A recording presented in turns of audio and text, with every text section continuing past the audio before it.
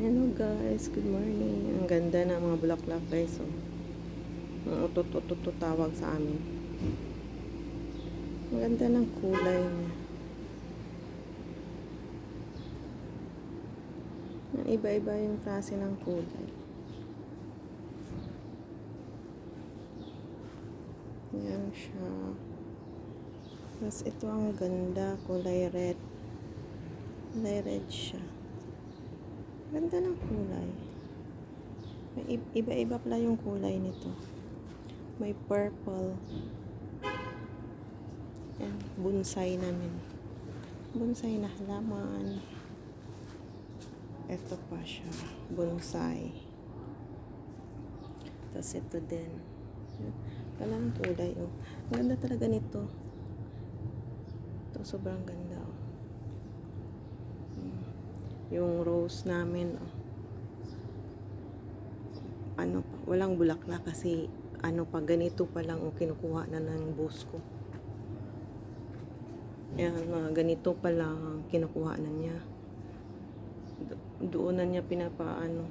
Yung magbuklat na siya doon sa ano. Doon sa vase na. Kaya walang bulaklak. Ito talagang gustong-gusto ko.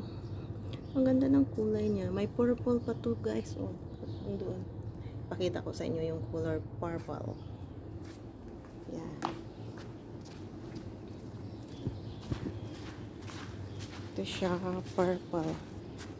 Yan. Ang ganda niya, purple. Yan yung ibang halaman. Yan yung bougainvillea. Samaw. Ito may isa pa maganda talaga. May isa. Ito siya. Yan. Ang daming bulaklak niya. Ang ganda. Yan guys. So ang ganda niya. Sobrang ganda.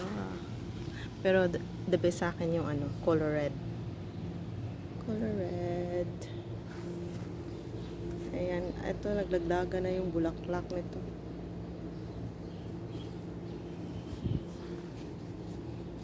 Ito pa yung bougainvillea namin. Yan. Ito na ano siya, namatay ito siya nung ano, nagbakasyon ako sa Leyte. Nagbakasyon ako sa Pinas. Tapos yun, tumubo ulit. Ito, bougainvillea na white.